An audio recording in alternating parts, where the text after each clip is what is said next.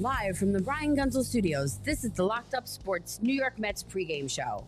Mets baseball on Locked Up Sports starts now.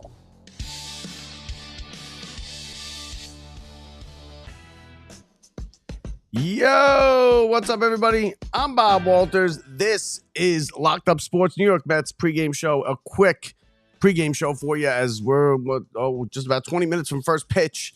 And listen, it's now or never. It's the Mets. It's the Cubs. They got 6 games left, and they go into tonight tied with the Reds. But because they don't hold any tiebreakers, they are behind the Reds. They don't hold any tiebreakers against anybody.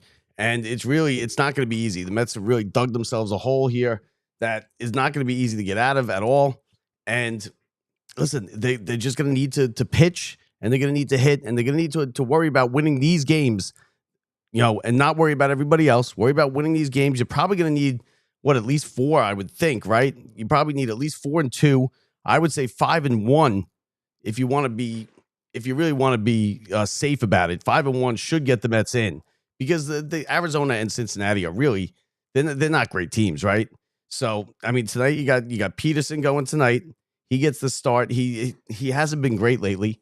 It's his 30th start, 9-6. The way he started out, he was pitching well. He was an ace for this staff for a little while. I was even calling him an ace, but now it's kind of just it's petered out. If no pun intended. But he's got almost a 4 ERA. You got to give us 6 innings tonight for Peterson. You really do. We can't be wearing out this bullpen, and I don't want to see, Helsley in there. I really wish they would do maybe like a couple of those piggyback starts. Peterson and Senga. Use the 4 guys in the rotation that were in this rotation earlier to do the piggybacks, and then let the kids go. Tomorrow it's going to be Jonah Tong, and he's going to be coming off a good start, but his start was only 5 innings. So I don't know what to think. A lot of people are burying the Mets already, saying, they don't stand a chance. It's over. You could tell by the way they played that it's over. I don't think so. I don't think it's over. You got to believe. I still believe. Why do I believe? I think it's because they're so hot and cold. If they could ever sustain any of these hot, runs that they go on for more than, 5 days, they're going to be a threat in the playoffs. If they could get in. They will absolutely be a threat. If these guys start hitting, and when we know that from watching them every day, when they hit, they kill these teams. They win blowouts. Now, the Cubs do have something to play for tonight. They're playing for the securing of the top wild card spot. Now, they're probably going to get it. They're a couple games up on the Padres, so they're probably going to get that wild card, that top wild card spot. But the thing is they still have something to play for. So it's not an automatic. Okay, here we go. See, there's the standings right there. You got they're 3 games back. The Padres are 3 games back of the Cubs. So with 6 to go, the magic number is 3 for the Cubs. Now, they're going to play all 3 games of these series, barring the Padres' losses. But what we're really looking at is the Reds, the Mets, and the Diamondbacks. The Mets and Reds are in a statistical tie. Now, the Mets don't hold the tiebreakers, and that's what really is killing them. Here, they don't hold any tiebreakers against either the Reds or the Diamondbacks. And so they're going to have to play 1 game better than those teams if they want to get into this spot. And it's absolutely doable. Listen, the Reds and the Diamondbacks are not great teams. They've been jockeying back and forth. Tonight is the first game the Mets will play since April 5th. April 5th. It's the first time that the Mets will play a game where they don't control their own destiny as far as the playoffs go. Now, what happens if they don't make the playoffs? I don't really want to discuss that. I don't want to talk about that, but it is a topic. What's going to happen with Mendoza? What's going to happen with Stearns? Listen, Stearns is safe. I think Cohen trusts Stearns. He trusts him in the long run. He's the president of baseball operations. As much as we want to lay the blame on Stearns for this, and I do, Stearns is safe. And he's not going anywhere. I think Mendoza could be in trouble. You can forget about the votes of confidence that he got and that he's coming back next year. Those things mean nothing because they could change in a heartbeat. And you know what? Things have absolutely changed since he made those comments and since he said that he is safe. things have changed. And I think Mendoza is in trouble big time if the Mets lose and they don't go to the playoffs. Now, can the Mets go to the playoffs and make a run? Absolutely. Can they go 1-5 in these 6 games and just fall flat on their face and miss everything completely? Absolutely. They could do either one. They are capable of either one, and we've seen it. I mean, they get what they really deserve what they get, because that last weekend, when you're playing a team like the Nationals, you cannot have what happened happen. You can't lose 2 out of 3 in a big spot like that. Now, I know there were the wild catches out in center field, and those kind of felt, to me, the one where he hacky sacked it up to his glove and he made the play. I mean, that felt a little bit kind of like a season-defining, season-ending type of catch. I mean, I don't know if it did for any of you guys. For me, it did. I was kind of like, here it is. This is it again. This will be the play that they replay, 100 times years from now. But the Mets can change all that, and they can change all that with just a week worth of winning baseball here. They got these 3 against the Cubs, and then they got 3 against the Marlins. The Marlins have been fighting and clawing their way slowly up the standings. They actually statistically could catch the Mets, which is an absurd thing. I mean, if the Mets go 1-5 here, like I said, is absolutely possible. The Marlins could catch them. And that's not possible. It's probably not going to happen. But listen, it's such a fine line here in this week between making the playoffs and between having the Marlins catch you. It really is. Now, let's take a look at the starting lineup tonight. Some interesting things in the starting lineup. Let me just bring it up here. Hold on 1 second. Oh, there it is. So we'll get that, and we will get rid of. Oh, nope. Hold on 1 second here. I'm gonna bring this up.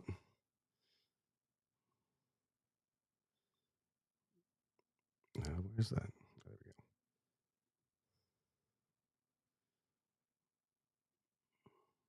go. All right. So now tonight's starting lineup, and it's, where does it go? There it is.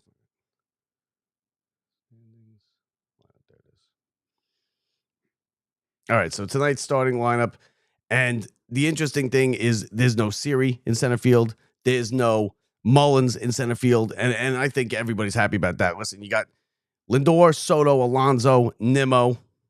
Nimmo is in the cleanup spot, and he's in center field. That's the big change, and that's a desperation move, because then you got Vientos at DH. You got Beatty hitting 6th. Marte in left field. Now, Marte's usually a DH, but he wants to get as many bats into this lineup as he can. He knows Siri and Mullins have had issues defensively, which is absurd, because Mullins and Siri are here. They're here defensive players, defensive center fielders. They're dropping balls. They're misplaying balls. That game with the 2-run inside the park home run is straight on Mullins. It's straight on Mullins. Now, I know the Mets didn't hit that game in the extra innings after Diaz came in and got them out 1, 2, 3, left the runner stranded. But you got to make these catches out in the outfield. This is the outfield. This is the major leagues. You got to make the catches. Nimmo is in center field. Marte in left. McNeil stays at second, and then Alvarez behind the plate. And Peterson, of course, is the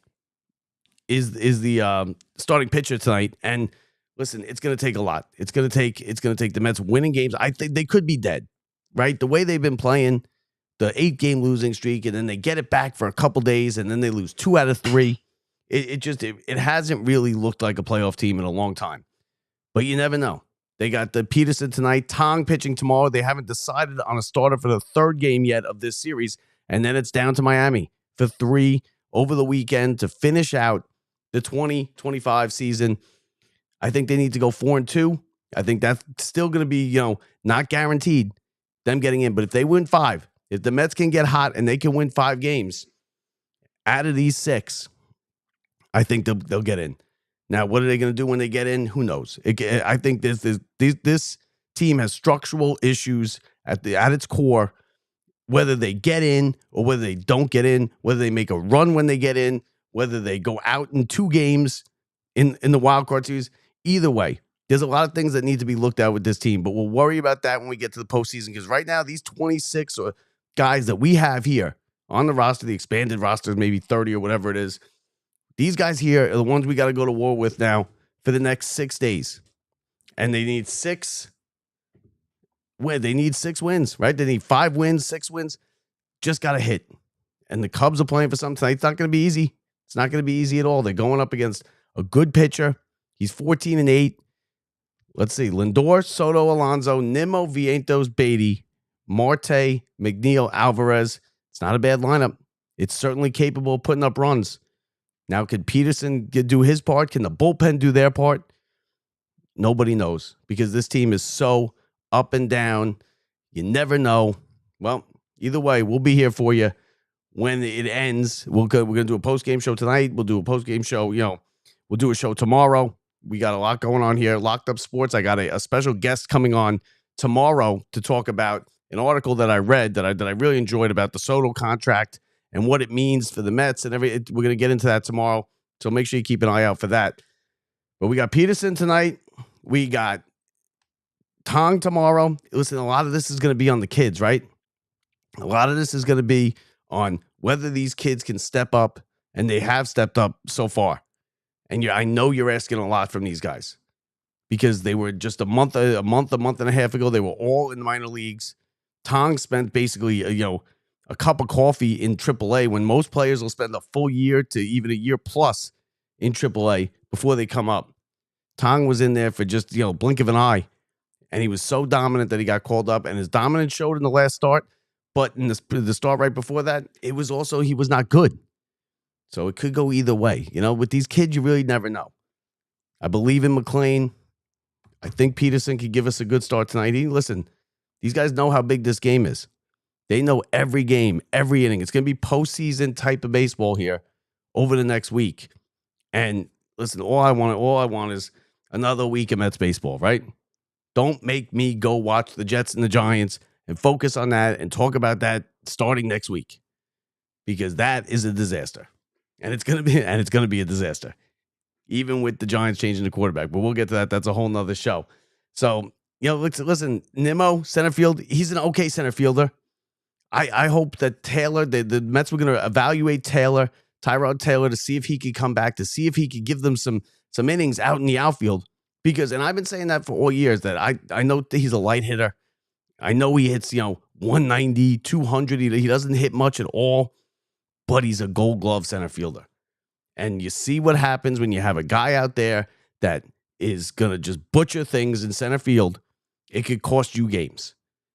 The Mets have 2 good hitting corner outfielders, and if they have a light hitting center fielder, I think you could get around that. And they wanted to get a bat. They went with Mullins, who the bat's just been terrible, who can't make plays in center field, who cost them a game the other day, dropping balls. Listen, this team is going to be the pitching, and we'll see how they can handle pressure, because this is now pressure. They're talking collapses. It's comparing this, even though I don't think it compares, they're comparing it to 2007, 2008. I don't think this is as big of a deal as those years. Those years where, you're talking 7 with 17 to play is an all-time collapse. That is not this. This was a 3 to 4 month collapse. And, listen, the Reds are not better than the Mets. The Diamondbacks are not better than the Mets. Mets got to go out there and win these games. And if they do that, they will play in the postseason. And hey, listen, maybe they get hot, right? Maybe they go on a run. This team is yet to come around and have everything click for it at the same time. It's yet to happen this season.